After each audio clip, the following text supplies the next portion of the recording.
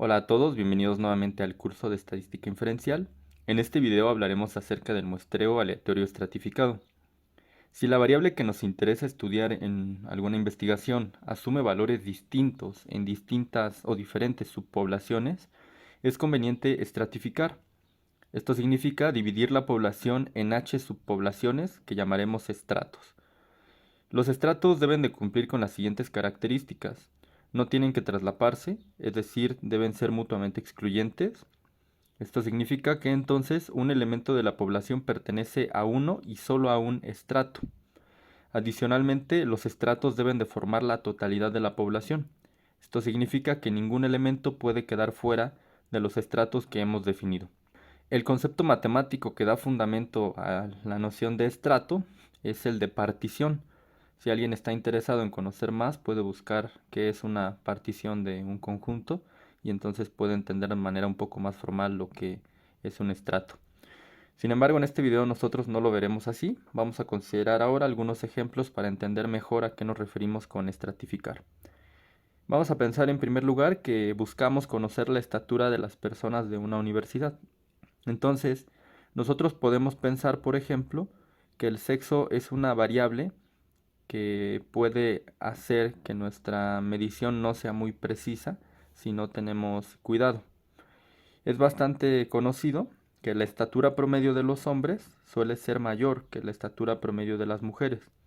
Entonces, si nosotros lleváramos a cabo un muestreo aleatorio simple, existe la posibilidad de que en nuestra muestra queden una gran mayoría de hombres o que incluso quedara constituida únicamente por hombres. Esto implicaría que nuestro promedio puede ser muy elevado en términos de la estatura y podríamos llegar a la conclusión errónea de que toda la población tiene una estatura mayor que la que verdaderamente tiene, dado que nuestra muestra está sesgada porque está constituida únicamente o mayoritariamente por hombres. Análogamente podría suceder si tomamos puras mujeres. Existe una mayor probabilidad de que la estatura promedio que encontremos en la muestra sea menor a la real y entonces nuestra muestra no sería realmente representativa de la población. En ese sentido, podríamos considerar que el sexo es lo que vamos a llamar como una variable de estratificación. Entonces dividiríamos a nuestra población en dos estratos, que serían como dos subpoblaciones, una de mujeres que podemos llamar M1 y otra de hombres H1. Y entonces cuando nosotros realicemos el muestreo y decidamos constituir una muestra, esta deberá estar constituida y deberá tener representación de ambos estratos. Entonces debería de haber un estrato de hombres en la muestra y también un estrato de mujeres. Como segundo ejemplo, pensemos que se busca conocer los efectos derivados de una campaña política sobre la preferencia electoral.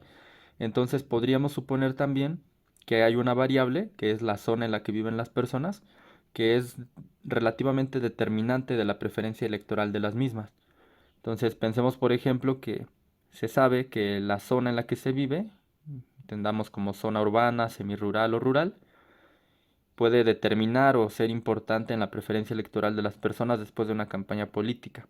Entonces vamos a llamar Z1 a las zonas urbanas, Z2 a las semirurales y Z3 a las rurales.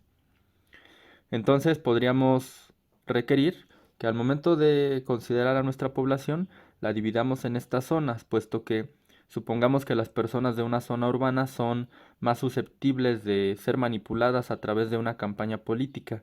Entonces, si en nuestra muestra únicamente tomáramos personas aleatoriamente, podría suceder que quede una mayoría de personas de zona urbana y eso haga que nuestra información sea sesgada.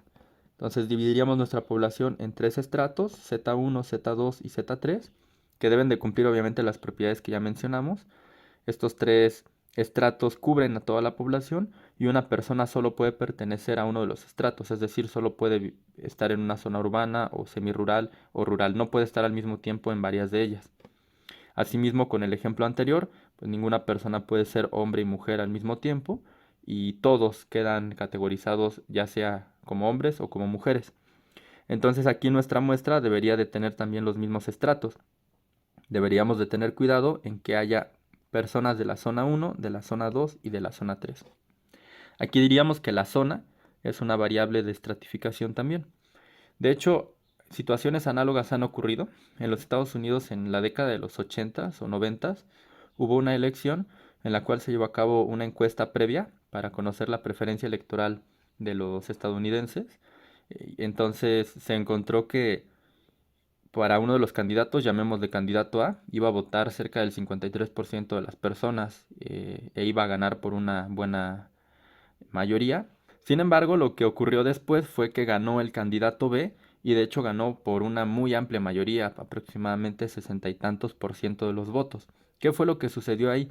Bueno, las personas o la empresa que llevó a cabo la encuesta la realizó de manera telefónica y para esa década tener teléfono en casa era únicamente o restrictivo en términos económicos, es decir, solo las personas de una condición económica acomodada tenían teléfono.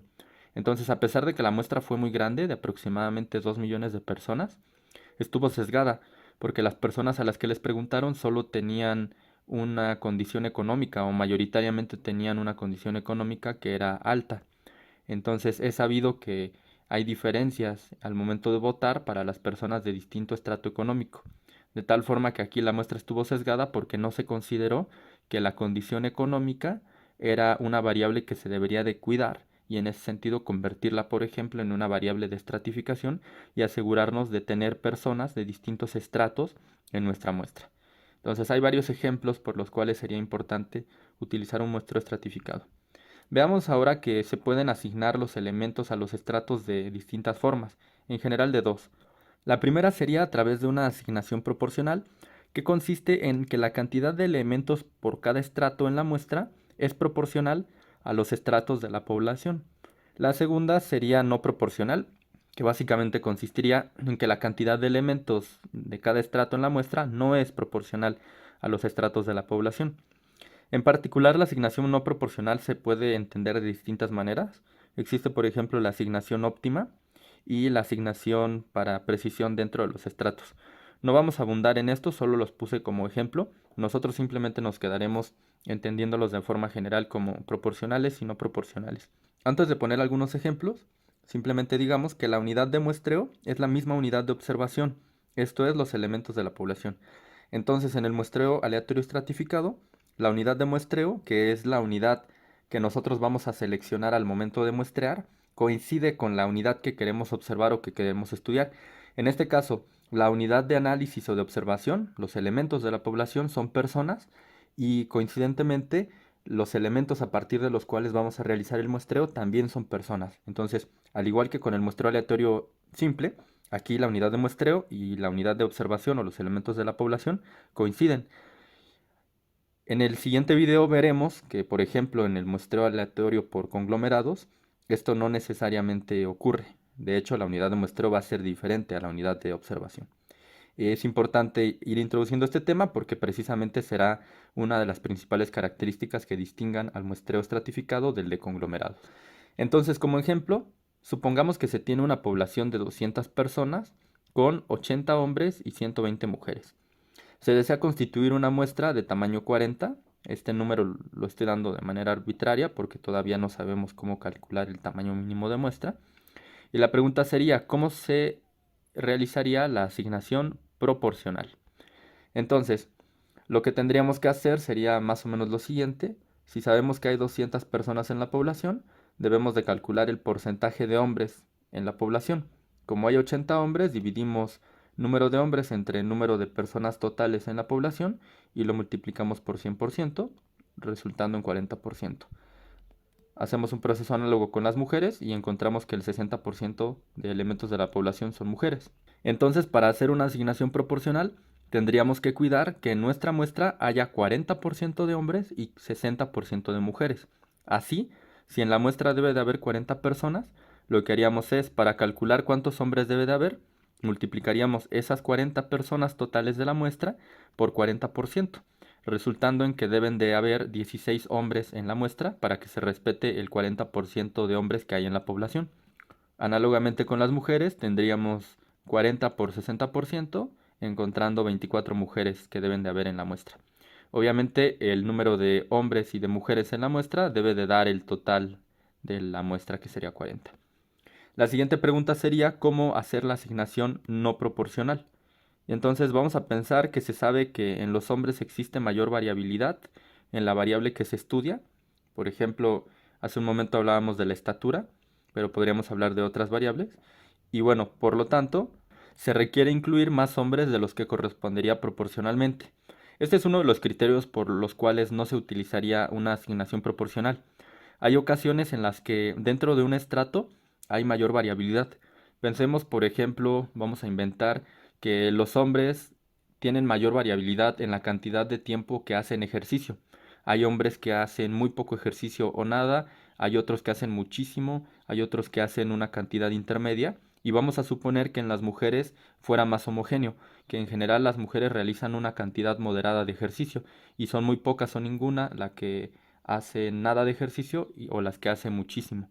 Entonces, como en los hombres hay una variabilidad muy grande, ese podría ser un criterio que justifique que ese estrato tenga que tener una cantidad más elevada de elementos.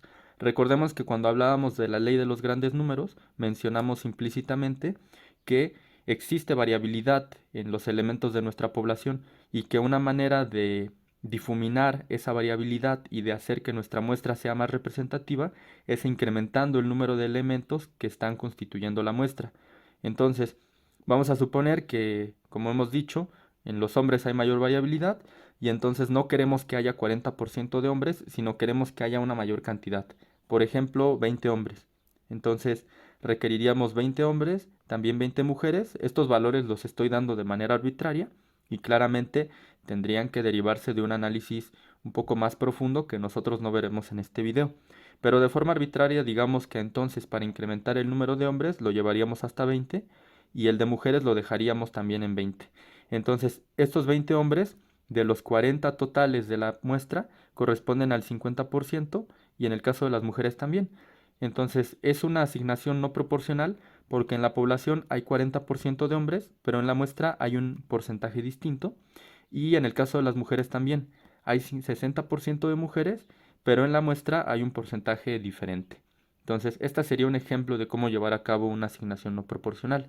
Como ya he mencionado, existen distintos criterios por los cuales se podría requerir esto, y eso necesita un estudio más profundo que no corresponde a este curso introductorio. Antes de concluir este video, simplemente debemos mencionar que actualmente existen programas o lenguajes de programación que pueden utilizarse, en los cuales se puede hacer de manera directa esto. Entonces, calcular los porcentajes a mano y llevar a cabo el muestreo a mano es una tarea poco precisa que no se estila hacer. Entonces es importante aprender a hacer esto a través de algún programa computacional. De hecho, en nuestro curso de R veremos precisamente cómo hacerlo a través de ese lenguaje. Y bueno, vamos a dejar este video hasta aquí y nos vemos en los siguientes.